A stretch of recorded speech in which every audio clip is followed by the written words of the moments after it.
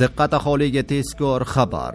O'zbekiston viloyatlarida tunda ayanchli zilzila sodir bo'ldi. Barcha O'zbekiston fuqarolarini Alloh asrasin. Assalomu alaykum, hurmatli tomoshabinlar. O'zbekiston va jahonda sodir bo'layotgan eng so'nggi va dolzarb xabarlarni o'tkazib yubormaslik uchun ozroq like tugmachasini bosib qo'yishni unutmang. Vitronik tabobat olamida ajoyib yangilanish. Erkaklarda uchrovchi prostata bezi adenomasi, surunkali prostatat holatlarida achishish, og'riq, kam peshob ajratish holatlarini bartaraf etuvchi ajoyib vosita. Umumquvvatni oshiradi, jinsiy faoliyatni yaxshilaydi. Erkaklarning haqiqiy ishonch manbai. Mahsulot ta'sirini 5-7 kun ichida sezasiz. Vitronik har tomchisida mo'jiza. Diqqat aholiga tezkor xabar.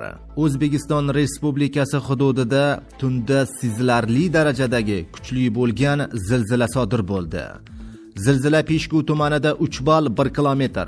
Zilzila epitsentri Toshkentdan 494 kilometr janubiy sharqda joylashgan.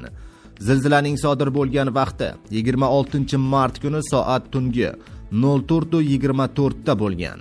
Magnitudasi 3.7 ball, chuqurligi 15 kilometr. Zilzila epitsentri Peshku tumani, Buxoro viloyati. Koordinatalari 40.59 gradus bo'lgan, deyiladi xabarda.